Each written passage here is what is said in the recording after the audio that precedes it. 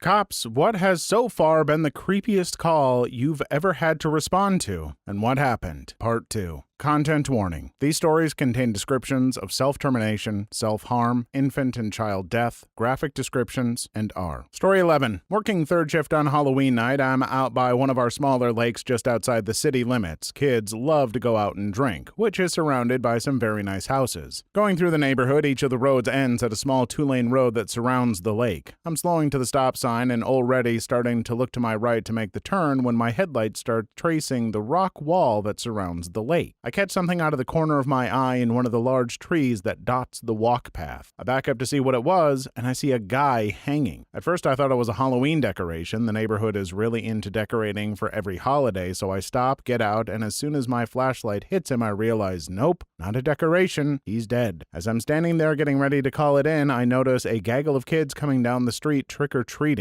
As soon as they see my car, they start heading my way faster, so I book it back up to the block to meet the parents walking with them and tell her she needs to take the long way around the block the other way. She can see it on my face. I'm not kidding. Turns out he was a 20-year-old that was devastated about his girlfriend breaking up with him, and she lived in the last house on that block where she would see him the next morning when she looked out her window.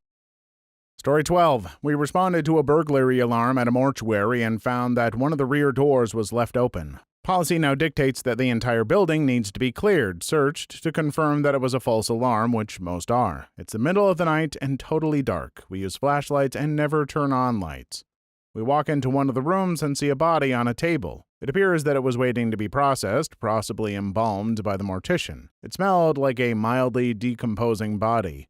Suddenly I see a shadow to my right and I shine my light there and find nothing out of the ordinary.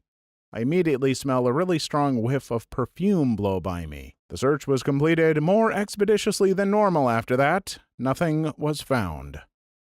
Story 13. My uncle was a sergeant and had to be called several times out to a house for domestic abuse. This older guy had some young 18-year-old he would pay for the guy to swallow certain objects like paper clips and human hair. The kid would poop it out into a bag and the older guy would sift through the feces like a goddamn treasure hunt for the items. He would then put them in an envelope and file them. Edit. The domestic abuse had nothing to do with the poo treasure hunt. Don't think it's illegal. Just super creepy. Yeah, we've read a lot of extremely tragic and creepy stuff in this thread. But of course, what is a Mainly Facts video without some kind of poo crime?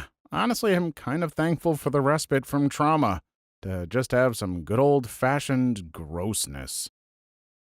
Story 14.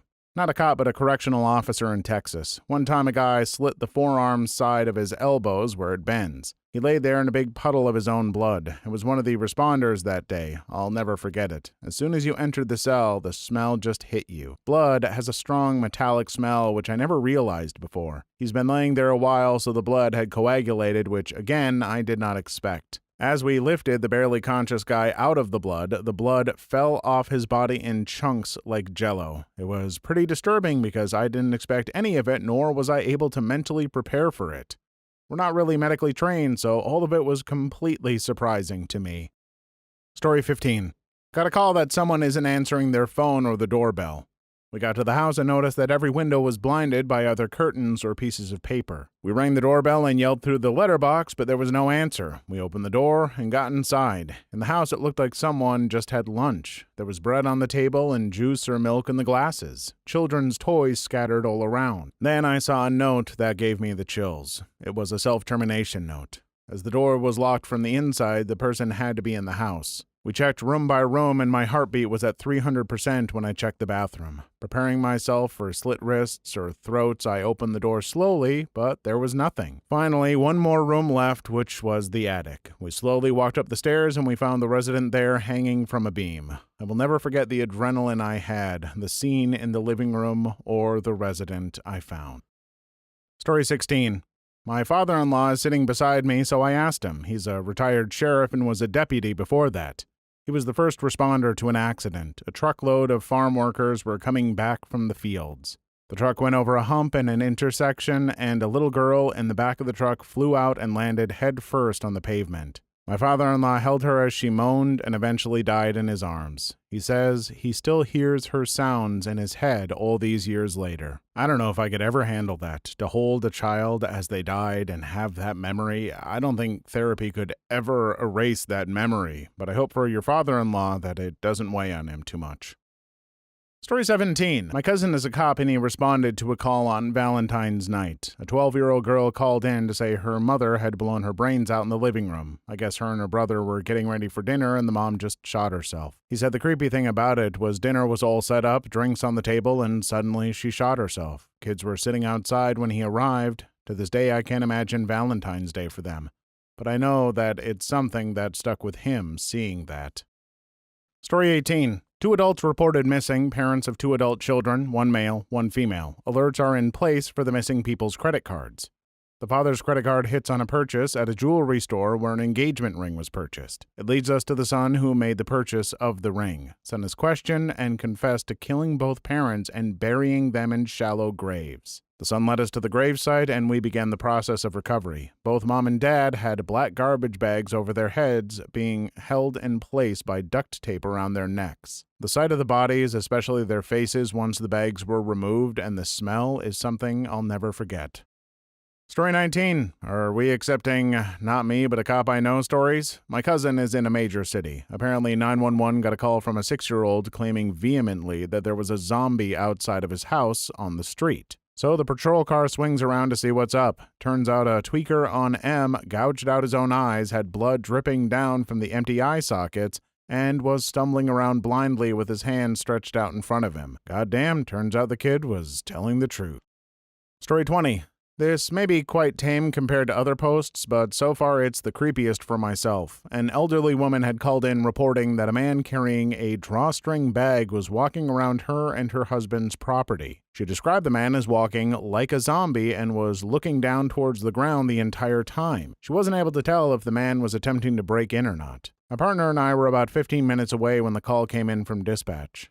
When we were about halfway there, the elderly woman had reported that her husband, who was downstairs watching the front yard with shotgun in hand by the front door, told her that he watched the trespasser disappear into a cornfield and that was across the street from their house. My partner and I quickly searched the area around the cornfield and went to the house. As I took down some information from both the husband and wife, my partner searched the property for any signs of tampering but found nothing. We then patrolled the area for a good 10 or so minutes, hoping to find the man, but didn't.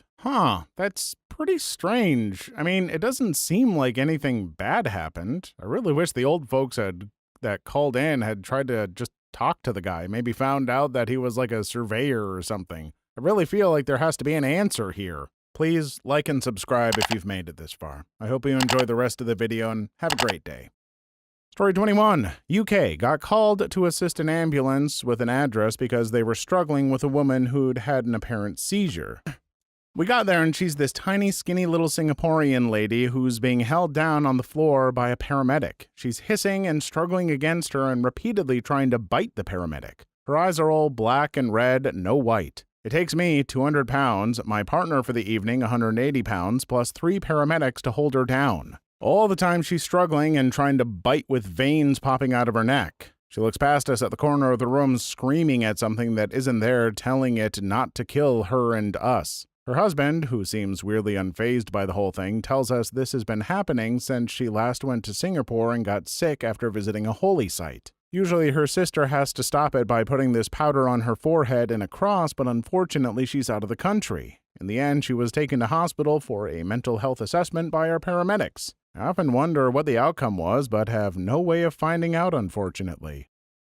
Story 22. Not me, but my cousin. He got a call one night that 2 brothers, ages 4 and 6, were found dead in a near-empty swimming pool. There was like 6 to 8 inches of water in the pool, and the call came from their dad. They never could charge the man, but it's widely believed that he killed his 2 sons. Story 23. I got a call that there was an abandoned truck on the highway. I was only a mile or 2 away, so I headed there. It was in the middle of these curves with a mountain wall on one side and a drop off to a creek on the other side. It was dark, probably around midnight. I pull up, and there it is, an old 50s pickup truck, light blue, sitting there. I have no backup.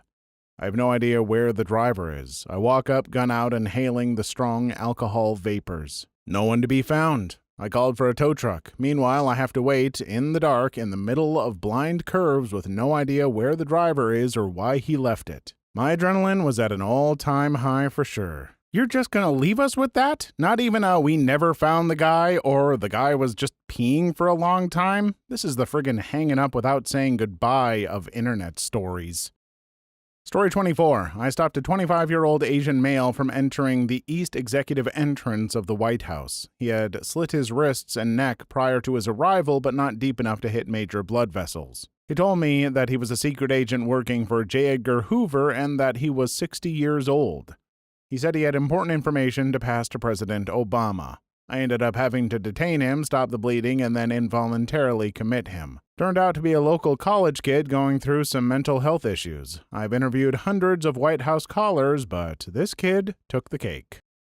Story 25. Not a cop, but my dad's friend is, and got totally hammered at our house a few days ago and told us about one of his first rough calls was a little girl who had came to school with hair missing from her head. And apparently, her dad abused her and ripped it from her head. Who knows how and why. And so police got involved, and when the parents didn't come to school, they went to the house and found the mom so badly bloodied with both eyes so swollen she couldn't see out of them. Her daughter couldn't even recognize her. Dad had apparently not wanted her to go to school because he knew teachers would get suspicious, but mom sent her anyway. He woke up in the morning and found out she had sent her and just went ape crap on her. Dad had locked himself in the room upstairs. Effort jumped out the window and made it pretty far until he ran into a K-9 unit and tried to make a run for it, and the K-9 tore his legs to shreds. Never been so happy to hear that a-hole got what he deserved. Not a happy ending for the girl, though. Update. Wow, this blew up. My little sister goes to school with the girl, and there was assemblies at school to raise awareness for domestic and child abuse. She is still in care of her mom, and it turns out she's pretty normal. It's just that her dad devolved into deep alcoholism and is pleading guilty for several different charges.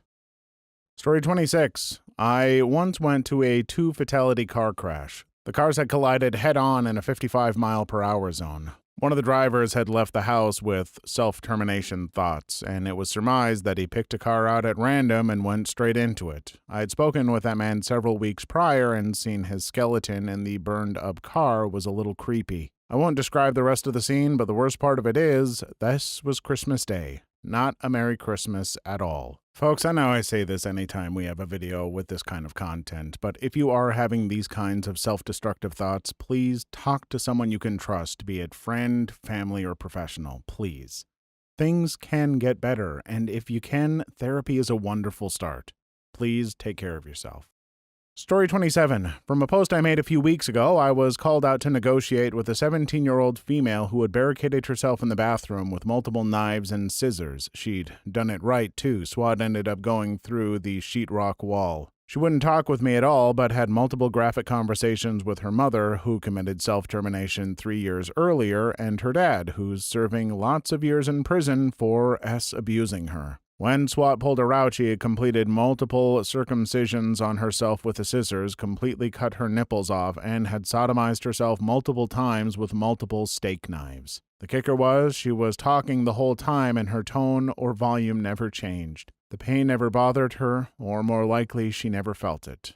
The human mind is scary as F. Story 28.